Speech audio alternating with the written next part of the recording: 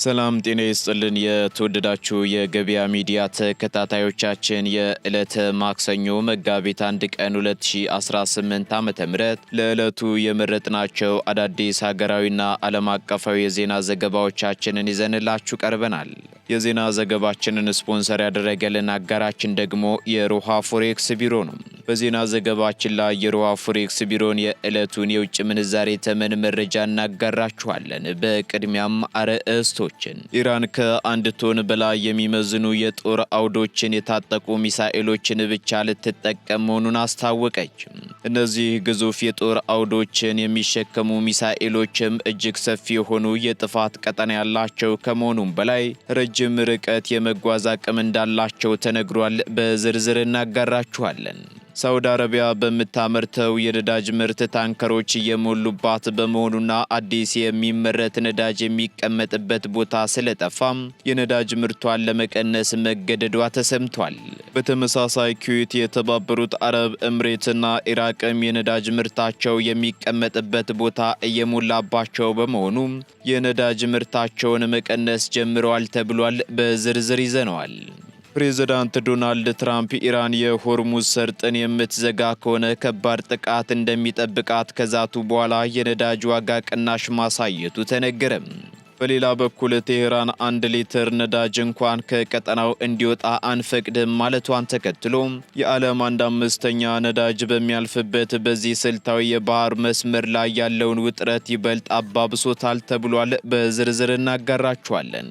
የኤምሬት፣ የሳውዲ አረቢያ፣ የኳታርና የሌሎች የባህረ ሰላጤው ሀገራት ቁልፍ የመንግስት ተቋማት የፋይናንስ ዘርፎችና የነዳጅ ማውጫ ኢንዱስትሪዎች የቴክኖሎጂ ስርዓቶቻቸው ላይ መጠነ ሰፊ ሳይበር ጥቃት መድረሱ ተሰምቷል።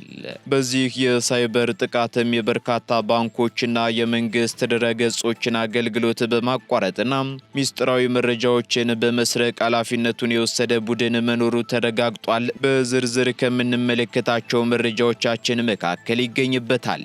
የደቡብ ሱዳን መንግስት በኢትዮጵያ ድንበር አቅራቢያ ወታደራዊ ኦፕሬሽን ሊጀምር መሆኑ ተሰምቷል። በዝርዝር ይዘነዋል። የተወደዳችሁ የገበያ ሚዲያ ተከታታዮቻችን እነዚህንና ለሰዓቱ የመረጥናቸውን ሌሎች መረጃዎቻችንን ይዘንላችኋል። አሁን ደግሞ በዝርዝር ወደምንመለከታቸው መረጃዎቻችን እናልፋለን። በሁለት ዲፕሎማቶች መንደር በአፍሪካ ሲዲሲና በቻድ ኤምባሲ መሃል እንዲሁም በቦሌ ዓለም አቀፍ አየር ማረፊያ የ15 ደቂቃ ያክል ርቀት ላይ በ6 ወር የሚረከቡት ቤት ቢኖሮት ለመኖሪያ ወይስ ለኢንቨስትመንት ይጠቀሙታል? ምርጫው የእርስዎ ነው። እኛ ግን ለፈለጉት አማራጭ በሚጠቀሙበት እጅግ ዘመናዊ መንደር ውስጥ ከባለ 1 እስከ ባለ 4 መኝታ ቅንጡ መኖሪያ ቤቶችን አቅርበንልዎታል። ምን ይሄ ብቻ! በዚህ ግዙፍ መንደር ውስጥ ለተለያዩ አገልግሎት የሚውሉ 100% ይጠናቀቁ ከ26 ከ143 ካሬ የንግድ ሱቆችን ከነገበያው ያገኛሉ። ስለ አከፋፈሉ ሐሳብ አይግቦት። 40% በ3 ዓመት ከፍለው ቀሪውን 60% በባንክ በ20 ዓመት ውስጥ ዘና ብለው የሚከፍሉበት መንገድ ተመቻችቷል። በተጨማሪም ቀድሞ ከመጡ ለጥቂት ቤቶች ብቻ በወጣው የ35% ቅናሽ እስከ 4 ሚሊዮን ብር ቅናሽ ተደርጎለት ይስተናገዳሉ። ታዲያ ምን ይጠብቃሉ? አሁኑኑ ከታች ባለው ስልክ ይደውሉ። የደቡብ ሱዳን መንግስት በኢትዮጵያ ድንበር አቅራቢያ ወታደራዊ ኦፕሬሽን ሊጀምር መሆኑን ተከትሎ ዜጎች ወደ ኢትዮጵያ እየተሰደዱ ነው ተባለም።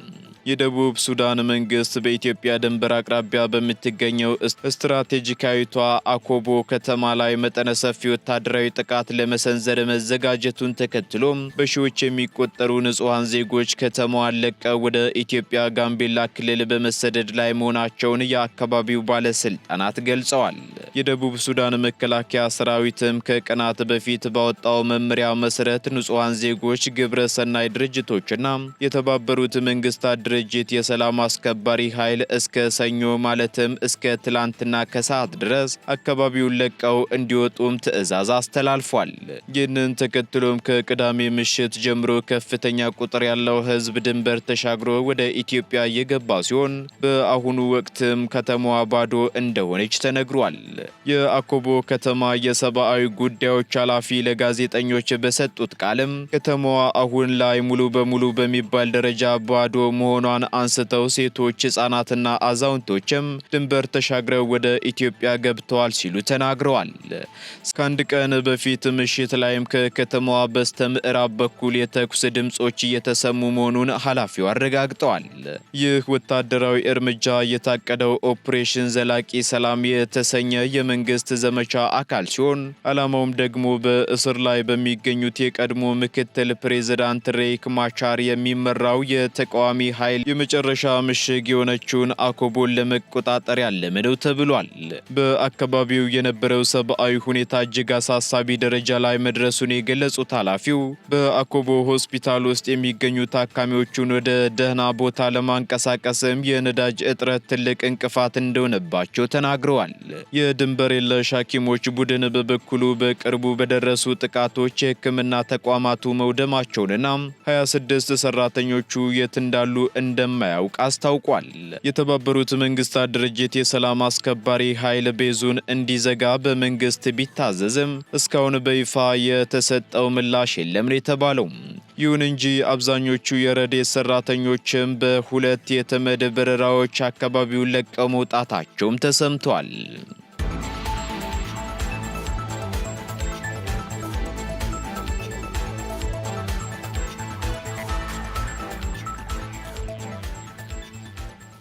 የሩሲያ ፕሬዝዳንት ቭላድሚር ፑቲን ከአሜሪካው ፕሬዝዳንት ዶናልድ ትራምፕ ጋር በመካከለኛው ምስራቅ ጦርነት ላይ ተወያዩ። ፑቲን ከአሜሪካው ፕሬዝዳንት ዶናልድ ትራምፕ ጋር በስልክ መወያየታቸው የተገለጸ ሲሆን በውይይቱም ፕሬዝዳንቱ የኢራንን ጦርነት በፍጥነት ለማስቆም የሚያስችል የሰላም እቅድ ለትራምፕ ማቅረባቸው ተሰምቷል። በዚህም የሩሲያው ፕሬዝዳንት ቭላድሚር ፑቲን አሁን ያለውን የኢራንን ጦርነት በአጭር ጊዜ ውስጥ ለማስቆም የሚያስችል የሰላም የውሳኔ ሀሳባቸውን ለትራምፕ ማጋራታቸውን ዘ ኢየሩሳሌም ፖስት ዘግቧል።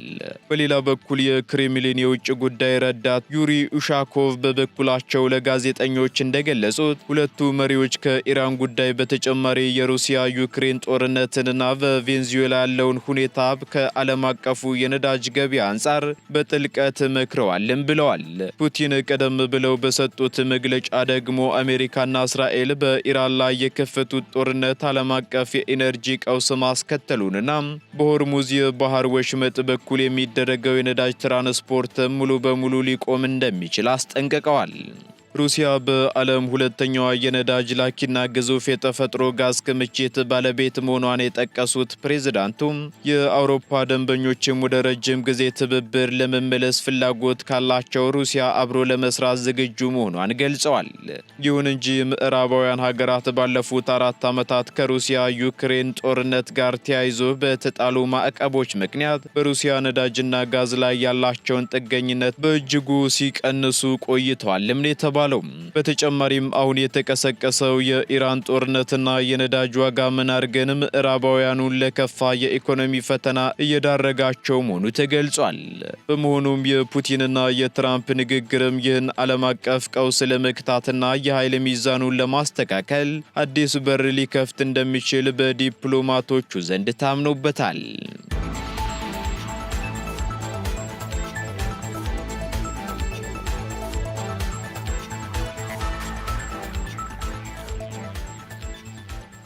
በባህረ ሰላጤው ሀገራት የቴክኖሎጂ ስርዓቶች ላይ መጠነ ሰፊ የሳይበር ጥቃት መሰንዘሩ ተገለጸ። በመካከለኛው ምስራቅ እየተካሄደ ካለው ቀጠናዊ ጦርነት ጋር ተያይዞ በባህረ ሰላጤው ሀገራት የቴክኖሎጂ መሰረተ ልማቶች ላይ ያነጣጠረ መጠነ ሰፊ የሳይበር ጥቃት እየተሰነዘረ መሆኑ ተገልጿል። በዚህም በተባበሩት አረብ ኤምሬት፣ በሳውዲ አረቢያ፣ በኳታርና በባህሬን የሚገኙ ቁልፍ የመንግስት ተቋማት የፋይናንስ ዘርፎችና የነዳጅ ማውጫ ኢንዱስትሪዎች የጥቃቱ ዋነኛ ኢላማ ሆነዋልም ተብሏል። በመሆኑም የተባበሩት አረብ ኤምሬትስ የሳይበር ደህንነት ምክር ቤት ባወጣው መረጃ መሰረት ሀገሪቱ በቀን ውስጥ እስከ 200 ሺህ የሚደርሱ የዲጂታል ጥቃት ሙከራዎችን እየመከተች ትገኛለችም ብሏል። ጥቃቱ በተለይም አክቲቪስት ተብለው የሚጠሩና የፖለቲካ ዓላማ ባላቸው የሳይበር ቡድኖች የሚመራ መሆኑም ተነግሯል። ከነዚህ መካከል በመተከል ደግሞ ሃንዳላና 313 ቲም የተባሉ ቡድኖች የበርካታ ባንኮችንና የመንግስት ድረገጾችን አገልግሎት በማቋረጥና ሚስጥራዊ መረጃዎችን በመስረቅ ኃላፊነቱን ወስደዋል ተብሏል። የዘርፉ ተንታኞች እንደሚሉት ከሆነ ደግሞ ይህ የሳይበር ወረራ በቀጥታ ከእስራኤልና ከኢራን ፍጥጫ ጋር የተያያዘ መሆኑንም ያብራራሉ። በዚህም የባህረ ሰላጤው ሀገራት የምዕራባውያን አጋር በመሆናቸውና የአሜሪካ ወታደራዊ ሰፈሮችን በማስተናገዳቸው ምክንያት ለጥቃቱ ተጋላጭ መሆናቸውም ተመላክቷል። ጥቃቱ ደግሞ እስካሁን በነዳጅ ምርትና በአየር መንገድ በረራዎች ላይ ከፍተኛ መስተጓጎል ባያደርስም ተከታታይነቱ ግን በአካባቢው ያለው የዲጂታል ደህንነት ስጋት ውስጥ ጥሎታል ተብሏል። ይህን ተከትሎም ሀገራቱ የሳይበር መከላከያ ስርዓታቸውን ይበልጥ እንዲያጠናክሩና ከፍተኛ ጥንቃቄም እንዲያደርጉ ጥሪ ቀርቧል።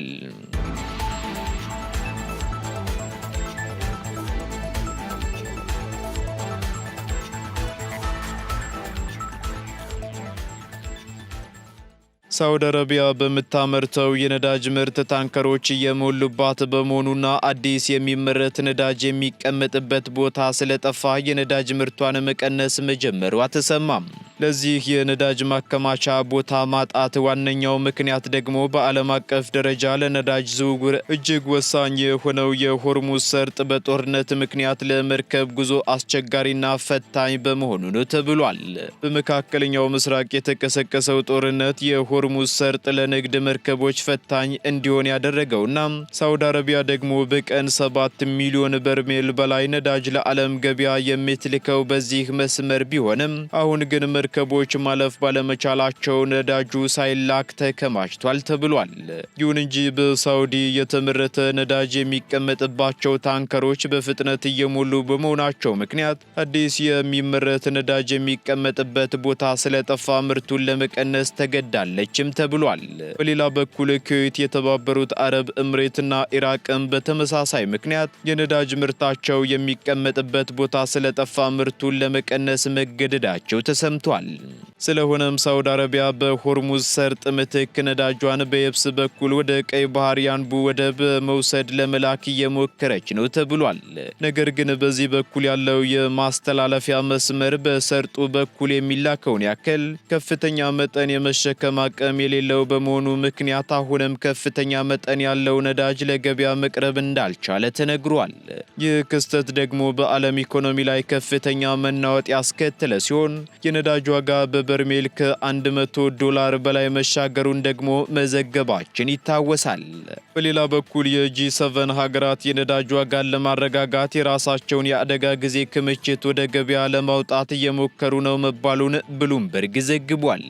የሆርሙዝ ሰርጥ በዓለም ላይ ካለው የነዳጅ ዝውውር 20% የሚስተናገድበት ወሳኝ መስመር መሆኑን ተከትሎ ለረጅም ጊዜ ከቀጠለ የዓለም አቀፍ የነዳጅ እጥረት ከዚህም በላይ ሊባባስ ይችላል በሚል በዓለም አቀፉ ማህበረሰብ ዘንድ ከፍተኛ ስጋት ደቅኗል።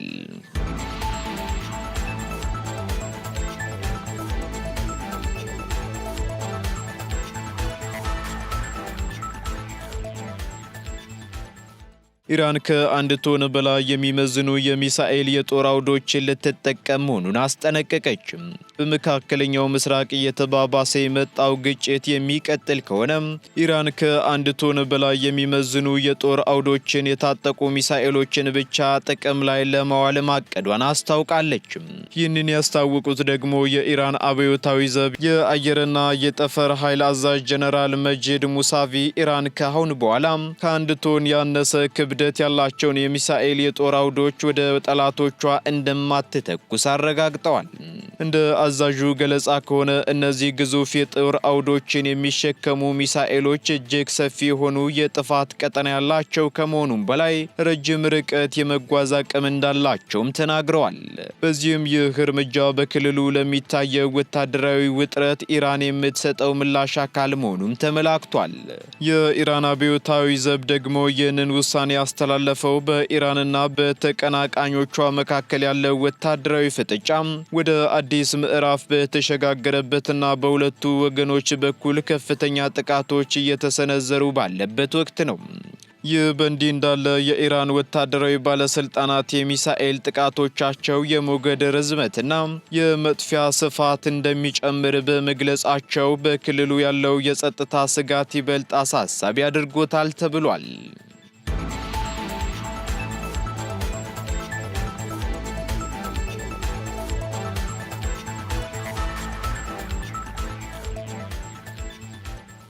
የኢራን አብዮታዊ ዘብ የጦርነቱን ፍጻሜ የምንወስነው እኛ ነን ሲል ለፕሬዝዳንት ዶናልድ ትራምፕ ምላሽ ሰጠም። የአሜሪካው ፕሬዝዳንት ዶናልድ ትራምፕ ጦርነቱ በቅርቡ ሊያበቃ ይችላል ሲሉ ለሰጡት አስተያየት የኢራን አብዮታዊ ዘብ በዛሬው ዕለት ጠንከር ያለ ምላሽ ሰጥቷል። አብዮታዊ ዘቡም በምላሹ የጦርነቱን ፍጻሜ የምትወስነው ቴሄራን መሆኗን ገልጾ እስራኤልና አሜሪካ ጥቃታቸውን የሚቀጥሉ ከሆነ ደግሞ 1 ሊትር ነዳጅ እንኳ ከቀጠናው እንዲወጣ እንደማይፈቅዱም አስጠንቅቀዋል። በመካከለኛው ምስራቅ የተቀሰቀሰው ጦርነት በ11ኛ ቀኑ ላይ በሚገኝበት በዚህ ወቅት ፕሬዝዳንት ዶናልድ ትራምፕ በሰጡት ጋዜጣዊ መግለጫ ወታደራዊ እርምጃው የታለመለትን ግብ እየመታ መሆኑንና ግጭቱ ደግሞ በቅርቡ ሊያበቃ እንደሚችልም ፍንጭ ሰጥተዋል። ይሁን እንጂ አብዮታዊ ዘቡ በመግለጫው የጦርነቱን ፍጻሜ እንወስናለን በማለት የትራምፕን ንግግር ውድቅ አድርጎታል። እንደ ሮይተርስ ዘገባ ከሆነ ደግሞ ኢራን በአጸፋዊ እርምጃዋ የአሜሪካና የእስራኤል ጥቃት የሚቆይ ከሆነ በዓለም አቀፍ የነዳጅ ዝውውር ላይ ከፍተኛ ተጽዕኖ ያለውን የሆርሙዝ የባህር ሰርጥን ሙሉ በሙሉ እንደምትዘጋም ዝታለች። 1 ሊትር ነዳጅ ከቀጠናው እንዲወጣ አንፈቅድም የሚለው የቴህራን ማስጠንቀቂያ ታዲያ የዓለምን 1/5 ነዳጅ በሚያልፍበት በዚህ ስልታዊ የባህር መስመር ላይ ያለውን ውጥረት ይበልጥ አባብሶታል ተብሏል። ይህንን የቴህራን ዛቻ ተከትሎም በዓለም የነዳጅ ዘይት ገበያ ላይ ከፍተኛ መዋዠቅ የታየ ሲሆን የአቅርቦት መቋረጥ ስጋትም በዓለም አቀፍ ደረጃ ላይ አሳሳቢ መሆኑ ተነግሯል።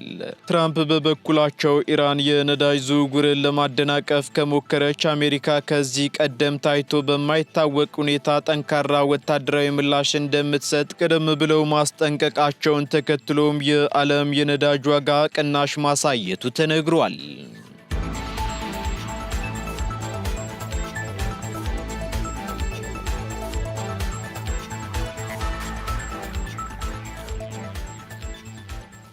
ቀጥለናል። ውድ ተከታታዮቻችን ወደ መጨረሻው ዝርዝር መረጃችን ስንሸጋገር በኢንዶኔዥያ የቆሻሻ ማጠራቀሚያ ክምር ተደርምሶ የ7 ሰዎች ሕይወት ማለፉ ተረጋገጠ። በኢንዶኔዥያ ግዙፍ በሆነ የቆሻሻ ክምር ጣቢያ ላይ በደረሰ ድንገተኛ የመደርመስ አደጋ የሟቾች ቁጥር 7 መድረሱን የሀገሪቱ የፍለጋና አደን ቢሮ በዛሬው ዕለት አስታውቋል። ባለፈው እሁድ ከሰዓት በኋላ የቆሻሻ ማቀነባበሪያ ጣቢያው ላይ የተከሰተው ይህ አደጋ በአካባቢው የነበሩ የንግድ ሱቆችን፣ የቆሻሻ ጫኝ መኪኖችንና አሽከርካሪዎችን ጨምሮ እንዲሁም ቆሻሻ በመልቀም የሚተዳደሩ ሰዎችን በከፍተኛ የቆሻሻ ክምር ስር ቀብሮ የቆየ መሆኑ ተገልጿል። በዚህም ከሟቾቹ በተጨማሪ 6 ሰዎች በሕይወት ተርፈው መውጣታቸው ተሰምቷል።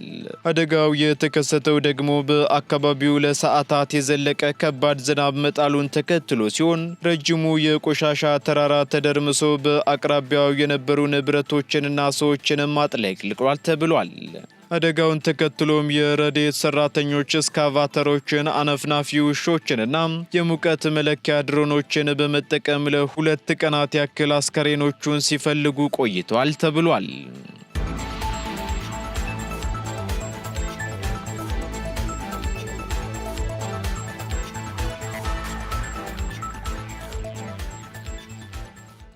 ቀጥለናል። ውድ ተከታታዮቻችን በመጨረሻም የሮሃ ፎሬክስ ቢሮን የዕለቱን የውጭ ምንዛሬ ተመን መረጃ እናጋራችኋለን። በዚህም አንድ የአሜሪካ ዶላር 177 ብር ከ1 ሳንቲም የተገዛ 180 ብር ከ55 ሳንቲም የተሸጠ ይገኛል። ፓውንድ ስተርሊንግ ደግሞ 230 ብር ከ9 ሳንቲም እየተገዛ 234 ብር ከ69 ሳንቲም እየተሸጠ ይገኛል። ዩሮ ደግሞ 200 ብር ከ3 ሳንቲም እየተገዛ 204 ብር ከ3 ሳንቲም እየተሸጠ ይገኛል። ስዊስ ፍራንክ 221 ብር ከ35 ሳንቲም እየተገዛ 225 ብር ከ77 ሳንቲም እየተሸጠ ይገኛል። የተባበሩት አረብ ኤምሬት ድራም 47 ብር ከ75 ሳንቲም መግዣው ሲሆን መሸጫው ደግሞ 48 ብር ከ70 ሳንቲም ሆኗል። የሳውዲ ሪያል እንዲሁ 46 ብር ከ88 ሳንቲም እየተገዛ 47 ብር ከ81 ሳንቲም እየተሸጠ ይገኛል። የቻይናው ዩዋን 23 ብር ከ80 ሳንቲም እየተገዛ 24 ብር ከ27 ሳንቲም እየተሸጠ ይገኛል። የካናዳ ዶላር ደግሞ 123 ብር ከ45 ሳንቲም እየተገዛ 125 ብር ከ91 ሳንቲም እየተገዛ መሆኑን የሮሃ ፎሬክስ ቢሮ የዕለቱ የውጭ ምንዛሬ ተመን መረጃ ያመላክታል።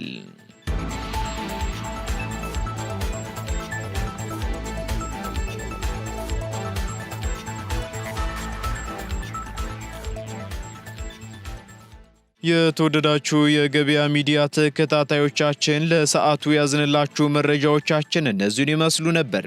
አዳዲስ እንዲሁም ትኩስ ኢኮኖሚያዊ፣ ማህበራዊና ፖለቲካዊ መረጃዎቻችንን ለማግኘት ታዲያም የገበያ ሚዲያን እንድትወዳጁ እንጋብዛለን። ሰናይ ጊዜን ተመኘን። በሁለት ዲፕሎማቶች መንደር በአፍሪካ ሲዲሲ እና በቻድ ኤምባሲ መሃል እንዲሁም በቦሌ ዓለም አቀፍ አየር ማረፊያ የ15 ደቂቃ ያክል ርቀት ላይ በ6 ወር የሚረከቡት ቤት ቢኖሮት ለመኖሪያ ወይስ ለኢንቨስትመንት ይጠቀሙታል? ምርጫው የእርስዎ ነው። እኛ ግን ለፈለጉት አማራጭ በሚጠቀሙበት እጅግ ዘመናዊ መንደር ውስጥ ከባለ 1 እስከ ባለ 4 መኝታ ቅንጡ መኖሪያ ቤቶችን አቅርበንልዎታል። ምን ይሄ ብቻ! በዚህ ግዙፍ መንደር ውስጥ ለተለያዩ አገልግሎት የሚውሉ 100 በመቶ ይጠናቀቁ ከ26 ከ143 ካሬ የንግድ ሱቆችን ከነገበያው ያገኛሉ። ስለ አከፋፈሉ ሐሳብ አይግቦት። 40 በመቶ በ3 ዓመት ከፍለው ቀሪውን 60 በመቶ በባንክ በ20 ዓመት ውስጥ ዘና ብለው የሚከፍሉበት መንገድ ተመቻችቷል። በተጨማሪም ቀድሞ ከመጡ ለጥቂት ቤቶች ብቻ በወጣው የ35 በመቶ ቅናሽ እስከ 4 ሚሊዮን ብር ቅናሽ ተደርጎለት ይስተናገዳሉ። ታዲያ ምን ይጠብቃሉ? አሁኑኑ ከታች ባለው ስልክ ይደውሉ።